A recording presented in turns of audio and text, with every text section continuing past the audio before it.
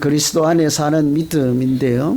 하나님의 자녀가 된 사람들의 믿음 생활이라고도 할 수 있겠죠. 앞에 우리가 1절에서 6절까지 하나님께서 우리에게 신령한 복을 주셨는데, 그것은 뭐 로또 당첨 아니고 또 뭐 부자 된 거 뭐 여러 가지 우리가 생각하는 세상적인 그런 것이 아니라 하나님의 자녀가 되게 한 것이 하나님이 우리에게 주신 복이다, 이런 말씀이 있었죠. 하나님 우리에게 그런 복을 주시고 또 그 복을 어떻게 누리면서 살도록 인도하실까, 이런 생각하시면서 오늘 말씀 같이 나누면 되겠습니다. 우리가 어릴 때 보았던 왕자와 거지 그 책들 보셨습니까? 그 제목만 봐도 재밌게 생겼죠. 왕자하고 거지인데, 영국 사람 마크 트웨인, 그 사람 이름은 몰라도 왕자와 거지는 다 알 거예요. 16세기 영국 런던의 배경으로 어느 날 두 집의 아들이 태어났는데, 거지 가문에 태어난 아들은 톰이고 그 왕의 가문에서 태어난 사람은 에드워드인데, 어떻게 쌍둥이처럼 그렇게 똑 닮았는지요. 하루는 이제 거지 소년이 조금 자라서 궁궐이 보고 싶어서 담장을 이렇게 보다가 붙잡혀 갖고 경비원한테 끌려가지요. 막 야단 맞고 있는데 지나가던 그 똑같이 생긴 왕자가 보니까 자기랑 똑같이 생겼거든. 그래서 불러다가 야단치지 못하게 하고 대화를 나누는데, 그 거지가 살았던 인생이 궁금한 거예요.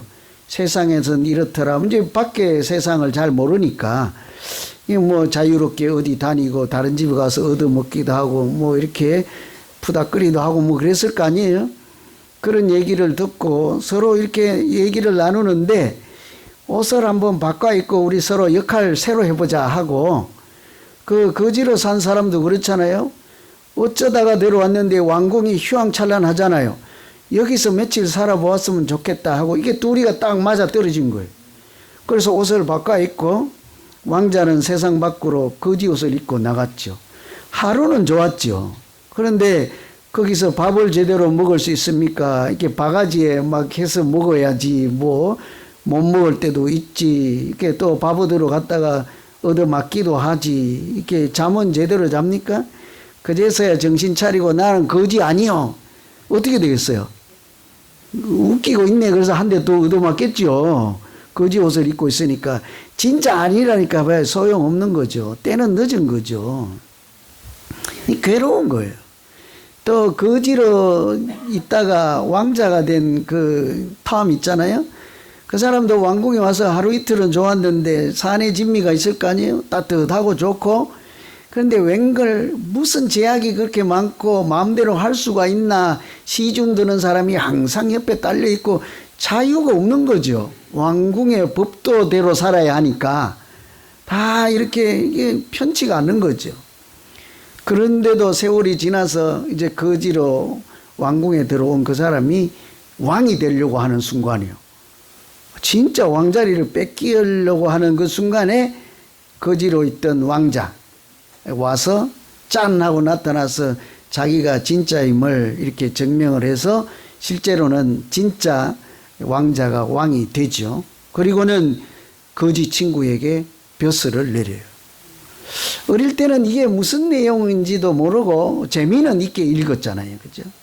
제가 오늘 말씀을 읽는데 불현듯 거지 왕자 이런 생각이 나는 거예요. 옷을 어떻게 입고 사느냐에 따라 인생이 달라지겠구나죠. 자기가 태어나기는 왕자라도 거지 옷을 입고 밖에 나가니까 삶이 어떻게 됐습니까? 그 순간부터 영락없는 거지로 살아야죠. 아니라고 해도 소용도 없고. 거지로 아무것도 배운 것도 없고 그렇게 왔지만 왕궁에 와서 왕자 옷을 입혀 놓으니까 아니 뭐 어쨌든 내용은 어쨌든 왕자로 살아내야 되는 것이지 않겠습니까? 지난번 에베소서 1장 1절에서 6절까지 하나님은 우리를 거룩한 신령한 복을 주셔서 하나님의 자녀로 삼으시고 하나님의 자녀라는 옷을 입어주셨다는데, 여러분 그 옷 잘 입고 다니세요? 어이구 이렇게 다 마신 분들에도 밥 잡수러 가세요. 뭐 오늘 말씀 안 들어도 돼요. 오늘 주제가 그 옷을 어떻게 입고 그 옷이 주는 은혜를 어떻게 잘 누리고 계신가, 이런 말씀이잖아요. 그런데 막상 우리가 하나님의 자녀가 되고 거룩한 옷을 입혀 주셨더라도 어때요? 내가 그 복과 은혜를 잘 누리지 못하고 여전히 그냥 옛사람으로 살고 하나님의 자녀라는 이름이 얼마나 귀한지도 모르고 그렇게 살아갈 때가 얼마나 많습니까? 그래서 저는 오늘 말씀 준비하면서 여기 계신 우리 모두는 하나님 모르던 시절에 그런 헌 옷 입고 세상 옷 입고 옛사람 옷 입고 살던 그런 사람 말고 하나님이 입혀주신 빛의 갑옷, 성령의 옷, 거룩한 옷, 이런 것을 입고 복을 누리고 은혜를 누릴 뿐만 아니라 우리 인생 자체가 행복한 모두 되시기를 간절히 기원합니다. 하나님께서 우리를 하나님의 자녀로 삼으시고 그 다음에 하나님의 자녀라는 옷을 입고 어떻게 살아갈 수 있도록 도우실까요? 틀림없이 하나님이 도와주시지 않겠습니까? 오늘 말씀 참고하면 하나님은 우리가 하나님의 자녀 되면 그냥 알아서 살아라가 아니라 그리스도 예수 안에서 은혜로 살게 하시는 줄로 믿습니다. 은혜로 사는 거죠. 예수 믿는 사람은 내가 지금 은혜로, 하나님이 주시는 은혜로 살고 있다, 이것을 날마다 고백하며 사는 사람이죠. 그냥 하나님이 주시는 은혜를 모르고 내 힘으로만 살고자 하면 살다가 안 되면 인생이 왜 그래 그러고 자기 뜻대로 안 되면 인생이 왜 그래 그러고 망망하고 절망하지 않습니까? 오늘 7절에 보시면 우리가 그리스도 안에서 은혜의 풍성함을 따라 그의 피로 말미암아 구속고 죄사함을 받았다 그러죠. 우리가 이렇게 구원을 받는 것은 틀림없이 하나님의 은혜로 받았다 하는 말씀이에요. 은혜라고 하는 것이 헬라어로 성경에 있는 단어로는 카리스인데 좀 우리가 교회는 다녀도 은혜가 뭐요? 그러면 설명하기가 난감할 때가 있죠. 은혜가 뭔가? 자격을 따지지 않고 조건을 따지지 않고 무조건적으로 주시는 하나님의 사랑, 이 정도 하면 설명이 좀 될 것 같습니다. 그래서 마치 선물 같은 거요. 하나님이 주시는 선물 같은 거. 여러분 선물이 뭔지 알죠? 제가 일전에 누구랑 대화하는데 자기가 아주 좋은 선물을 받았대. 근데 이틀 뒤에 그 사람이 묻더라고. 왜 돈 안 주냐고. 왜 안 웃어요, 여러분? 선물이 뭔지 모르세요? 저도 가끔 좋은 선물을 받으면 이 사람 언제 돈 달라고 그럴까 좀 며칠을 가만 놔둬 봐요. 달라고 할 수 있잖아요. 내가 마음이 바뀌었으니 그거 못 주겠다. 그건 선물이 아니잖아요. 선물은 뭡니까? 그냥 주고 대가를 기대하지 않습니다. 하나님은 우리에게 구원이라는 것을 주시고 대가를, 그 값을 묻지 않지요. 그래서 어떻게 이해하든 우리가 구원받은 것은 내가 잘났어도 아니고 능력 있어도 아니고 착해서도 아니고 잘생겼어도 아니고, 간혹가다 이 중에 또 난 잘생겨서 구원받았다고 하실 분 한 줄에 한 명은 계시겠다. 그죠? 다 그런 게 아니란 말씀이에요. 하나님이 무조건적으로 우리의 자격과 인정과 언제 미국 왔는지 시민권이 있는지 이런 거 전혀 따지지 않고 오직 십자가의 은혜로 그 예수 그리스도의 보혈의 은총으로 우리는 하나님의 구원을 받은 줄로 믿습니다. 그래서 사실은 구원은 값없이 주는 은혜라는데 값이 없는 것이 아니고 값이 너무 많아서 우리가 감당할 수 없을 정도로 많아서 대신 지불해 준 것이지 원래부터 값이 없는 건 아니죠. 우리 입장에서만 값을 지불하지 않았다는 것이죠. 그냥 값싼 구원이 아닌 거예요. 값이 없는 그런 구원이 아니죠. 너무너무 값이 비싸서 우리는 감당을 못하고 하나님이 대신 지불해 주셨지만 우리 입장에서는 공짜예요. 하나님은 그 값을 어떻게 지불하였습니까? 독생자 예수를 십자가에 내어주심으로 보혈의 피값으로 우리 대신 지불해 주시지 않았습니까? 그래서 구원이라는 것이 고마운 거예요. 감사한 거예요. 우리가 교회 다니는 것이 내가 무슨 돈으로 지불하고 계산하고 갚을 수 없을 만큼 귀하고 보배 같은 믿음이요 구원인 줄로 믿습니다. 구원받은 사람의 옷을 입고 잘 다니면 그것이 행여라도 하나님께 드리는 작은 보답이라도 될 수 있지 않겠습니까? 특히 로마서에는요, 이런 구원을 뭐라고 그래요? 강조해서 우리가 아직 죄인이었을 때 하나님은 사랑을 베푸셨다 그래요. 여러분, 보통 우리는 사랑을 언제 베푸십니까? 착한 사람에게 사랑을 베푸십니까? 아주 꼴보기 싫은 사람에게 사랑을 베푸십니까? 대답하기가 참 난감해요. 여러분, 제가 꼴보기 싫을 때 떡 주십니까? 이쁠 때 떡 주세요? 그렇죠. 아주 정직한 권사님이요. 제가 요즘 떡이 하나도 없는 거 보니까 요즘은 다 꼴미워하는 것 같아. 그죠? 우리가 사는 이치가 그래요. 사람이 이쁘고 뭐 이렇게 해야지 뭐 하나 더 주지. 뭐 꼭 그렇지는 않습니다만 일반적으로 그렇죠. 그죠? 그런데 이 하나님은 우리가 인간적으로 볼 땐 꼴보기 싫을 때예요. 죄인이었을 때죠. 떡을 먹을 자격이 없을 때예요. 은혜를 받을 자격이 없을 때, 그럼에도 불구하고 하나님은 그때 우리에게 사랑을 베풀어 주셨대잖아요. 여러분, 어떤 사랑이 눈물겨운 사랑입니까? 내가 등 따시고 배부르고 잘 지낼 때 떡 하나 주면 그거 고마워요, 안 고마워요? 배부른데 왜 주냐고. 나 당뇨 있다고 그러고 안 드실 거잖아요. 그런데 어때요? 한 3일 굶어서 아주 쫄쫄 굶고 아주 추워서 덜덜 떨고 있는데 담요 하나라도 주면 어때요? 얼마나 감사한지요. 하나님의 구원은 우리가 아직 죄인 되어서 덜덜 떨고 있을 때, 사람답지 못하게 살아갈 때, 어디 가도 그 인간다운 구실 없을 때, 이럴 때 주신 구원이에요. 눈물겨운 구원이라는 말씀이죠. 하나님은 우리에게 그런 구원을 주셨대죠. 여러분, 출애굽할 때 애굽에서 나온 사람들 생각해 봐요. 하나님이 한 40년 지나서 이 광야의 터널을 잘 성공적으로 통과하고 남은 사람들에게만 십계명을 주시고, 나는 너의 하나님이여 너는 이제부터 나의 백성이라 그러십니까? 아니면 홍해를 건너자 말자 잠깐만 하고 시내산 앞에 가던 걸음을 멈추고 묻지도 따지지도 않고 모세를 불러 십계명 돌판을 주며 나는 너의 하나님이여 이제부터 너는 나의 백성이니라 그랬습니까? 처음부터 주시는 거예요. 아무 대가를 따지지 않습니다. 시험 잘 보고 공부 잘하고 합격하고 이쁘고 그렇게 따지지 않죠. 언제나 하나님은요, 우리보다 먼저 사랑하셨습니다. 사랑은 뭐예요? 먼저 베푸는 거예요. 여러분, 막 계산해보고 줄까 말까 시컷 따지고 하고 그러다 줘야지. 사랑은 이미 다 지나갔어요. 사랑의 향기는 다 떠났어요. 그 뭐 준비한 물질이든지 뭐지 그것만 남아있겠지. 사랑은 빠진 껍데기만 남지 않겠습니까? 하나님은 우리를 사랑할 때 그냥 묻지도 따지도 않고 먼저 덥석 손을 내밀어 주시지요.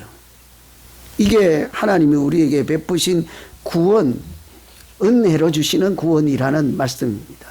여러분, 하나님이 우리를 구원하실 때만 그러겠습니까? 그렇지 않죠. 지금 우리가 살아갈 때도 말씀드린 것처럼 우리 인생이라는 자체가, 숨을 쉰다는 자체가 하나님의 은혜인 줄로 믿습니다. 믿음 생활하면서 내가 오늘 사는 것, 나의 나된 것이 하나님의 은혜입니다. 왜 아멘 안 해요? 이런 거 아멘 안 하면 믿음 생활 못 하고 있는 거예요. 안 하고 있는 거예요. 내가 오늘 숨을 쉬는 것도 하나님의 은혜입니다. 아멘 안 되는 분들은 오늘 이따가 우리 권사님 있잖아요. 공기 마실 때 한 번 쉴 때마다 1불씩 받아봐요. 그래서 어떤 사람이 말하기를 하나님이 주신 은혜는 공기와 같다 그래요. 우리가 그것을 돈 내고 호흡할 만한, 감당할 수 없는 것은 하나님이 처음부터 아예 돈 받을 생각 안 하고 그저 냅다 주십니다. 그래서 우리가 로마서에도 보면 죄가 너희를 주관하지 못하리니 왜냐하면 너희가 법 아래 있지 않고 은혜 아래 있기 때문이다 그래요. 오늘 우리 인생이 살아가는 것이 은혜 아래 있다는 것이지 않겠습니까?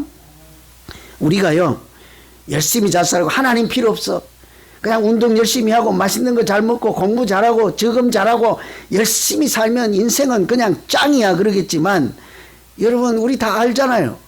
그렇게 살아보니까 결과는 어떻습니까? 내 마음대로 되던가요? 전혀 생각지 않은 일들이 일어나요. 전혀 예상하지 못한 일들이 일어나요. 하나님의 은혜가 아니고서는 한 시간도 서 있을 수 없는 게 은혜예요. 제가 운동을 얼마나 열심히 하는데요. 제가 좀 부지런하잖아요. 그럼 건강은 따놓은 당상이잖아요. 그런데 제가 그랬잖아요. 요즘 비실비실해갖고 앉았다 이랬으면 어지럽다고. 창피해서 죽겠어요, 하여튼. 예? 우리 80 어르신들 앞에 제가 이제 애기 같은 제가 앉았다 이랬으면 어지럽소. 그러니까 전부 웃어버리잖아요. 이 사람이 자기가 된 게 아니라고요. 그래서 말씀하시기를 마음으로 계획할지라도 걸음을 인도하시는 분은 하나님이라 하시잖아요. 그 걸음이 뭐 두 발로 걷는 걸음만 걸음이겠습니까? 우리가 살아가는 인생이나 믿음 그 자체가 내가 뭐 한다고 되는 것이 아니죠. 열심히는 해야 되겠으나 하나님의 은혜가 동반해야 거기에 성령의 열매가 맺히고 하나님의 은혜가 더욱 충만하게 될 줄로 믿습니다. 이렇게 사는 사람들을 제가 찾아보니까요. 올림픽에 가서 역도로 금메달 땄던 장미란 선수 있잖아요. 유럽에 가서 그 당시 그 올림픽이 런던 올림픽인데 다 금메달 딸 줄 알았는데 못 땄다고요. 다 그냥 저 사람은 금메달이야 했는데 안 됐거든요. 그 또 4년을 열심히 해가지고 베이징에 가서 올림픽 금메달을 땄어요. 그러니까 금메달 목에 걸기도 전에 무릎 꿇고 기도하면서 하는 말이 아무리 능력이 뛰어나도 금메달은 하나님이 주시는 것이다. 여러분 우리 인생에 대한 고백이지 않아요? 이 사람은 금메달 따서 기쁘다가 아니에요. 우리에게 예수 믿는 우리에게 믿음으로 사는 것은 무엇입니다 하고 말해준 하나님의 사람이라고 할 수 있는 거예요. 아무리 능력이 뛰어나도 금메달은 하나님이 주시는 것이다. 아무리 우리가 제 나름대로 자기 마음대로 살지라도 우리 인생을 주관하시고 인도하시고 은혜를 주시는 분은 하나님이신 줄로 믿습니다. 그러니까 우리가 믿음 생활할 때 최선을 다하고 열심히는 하되 항상 하나님 은혜를 주십시오. 하나님 은혜를 주십시오. 그렇게 믿음 생활하면 하나님은 우리를 더욱 아름다운 인생이 되게 하실 뿐만 아니라 날마다 우리에게 필요한 은혜를 더욱 충만하게 채워주실 줄로 믿습니다. 두 번째는 하나님의 자녀가 된 사람들은요, 예수 그리스도 안에서 통일되게 합니다. 통일되게 한다. 좀 어려운 말이긴 해요. 남북 통일 같은 통일 생각할 수 있는데 통일이 좀 어려운 말이긴 하나 10절에 보면 하늘에 있는 것이나 땅에 있는 것이나 그리스도 안에서 통일되게 하신다. 이 통일을 뭐라고 해야 될까요? 하나 되게 한다 해도 완전한 설명은 될 수가 없습니다. 통일되게 한다는 것은 한 가지 통일된 목적을 향하여 끌어모은다. 부풀어 설명하면 이렇게. 예를 들면 이런 거예요. 여러분 아담과 하와가 하나님 앞에 불순종하고 범죄할 때 나타나는 현상은 하나님과 자꾸 멀어지고 흩어져 버리는 거잖아요. 에덴 동산에서 추방해지잖아요. 그것도 잘 이해가 안 되시면 바벨탑을 쌓을 때 사람들이 뭐래요? 하늘 높이 자꾸 탑을 쌓아갖고 우리가 하늘 끝까지 올라가자. 거기서 우리 이름을 내자. 하나님 이름이 아니에요. 하나님께 영광을 돌리자가 아니고 내 이름을 내고 내 명예를 내고 그냥 내 성공해 보겠다. 이렇게 할 때 하나님이 내린 징계가 뭡니까? 서로 말이 통하지 않고 그들을 흩어버린 거잖아요. 그렇게 하나님 앞에 불순종하고 죄로 충만할 때 모두 흩어져 버리고 하나님이 창조하신 목적들을 다 이렇게 상실하고 살아갈 때 예수님이 이래서는 안 되겠다고 어떻게 해요? 그들을 다 보혈의 은혜로 죄사함으로 덮어주시고 끌어모아서 하나님을 바라보게 하시고 다 같이 하나님의 자녀라는 신분을 주시고 구원이라는 선물을 주시고 창조하신 목적대로 살아갈 수 있도록 하나님의 형상을 가진 자로 살게 하신 줄로 믿습니다. 이게 통일했다는 그 단어를 조금 설명한 내용이에요. 여러분 우리가 다 생긴 게 다르고 뭐 영어 실력도 다르고 나이도 다르고 다 다르지만 다 각자 각색이에요. 집집마다 각자 각색이잖아요. 그런데 우리가 예수 안에 들어오면 어때요? 예수 그리스도 안에 오면 다 하나님의 거룩한 백성이요 하나님이 사랑하는 자녀들인 줄로 믿습니다. 나도 크리스찬이요 너도 크리스찬이요 저 사람도 하나님의 아들 딸이요 형제 자매라고들 하지 않습니까? 우리가 오직 하나님 안에 예수 그리스도 안에 있을 때만 성령이 하나 되신 은혜로 찬송하는데도 하나요, 기도하는데도 하나요, 하나님의 말씀을 보고 그분을 아버지라 부르는데도 하나가 되게 하신 줄로 믿습니다. 하나님이 주신 은혜예요. 여러분, 그리스도 예수 안에서 우리가 다 형제 자매라 했잖아요. 오늘 제가 일부에 밥 먹어보니까 되게 맛있던데 밥 드실 때 싸울 거죠. 야, 앞뒤가 안 맞는 거예요. 그리스도 안에 있으면 하나님이 내 인생의 목적이 너의 인생의 목적과 같게 하셨어요. 뭐요? 우리 다 각자 내 인생 나를 위해서가 아니라 하나님께 영광을 돌리는 목적으로 땅끝까지 복음을 전하고 생명을 구원하시는 하나님의 거룩한 일에 참여하는 일에 한 마음으로 이 자리에서 예배 드리는 줄로 믿습니다. 이게 그래서 우리는 서로 다 달라도요. 성질도 고약하고 다 달라도 말씀 앞에 오면 그리스도 안에 있으면 다 같은 생각을 하게 돼요. 복음을 전하는 일, 예배 드리는 일, 믿음으로 살아가는 일, 그렇게 하지 않습니까? 이 우리가 잘 아는 노예상으로 돈을 벌고 살았던 나 같은 죄인 살리신 그 곡을 만든 분 있잖아요. 존 뉴턴. 이분도 나이가 들어서 이제 자기도 자꾸 세자 났을 때 그렇게 얘기했다고요. 내가 아무리 그래도 절대로 잊어버릴 수 있는 한 가지가 있다. 그것은 내가 죄인이라는 것과 하나님의 사랑은 지극히 크시다는 사실이다 그랬어요. 이게 은혜예요. 나는 죄인이요. 근데 나 같은 죄인에게 뭐가 임했습니까? 말할 수 없는 하나님의 은혜, 하나님의 용서하심과 죄사함이 임한 것, 잊어버릴 수 없는 것이 믿음 생활이지 않겠습니까? 이 사람만 그런 게 아니라 이렇게 작곡가였던 바흐도 그런 얘기를 했다고요. 모든 일을 할 때 이 사람은 맨 앞에 일하기 시작할 때 J하고 J 있었어요. 일을 시작하면 J. 이게 그 라틴어예요. 예수 유다라는 뜻이에요. 영어로 하면 Jesus help me예요.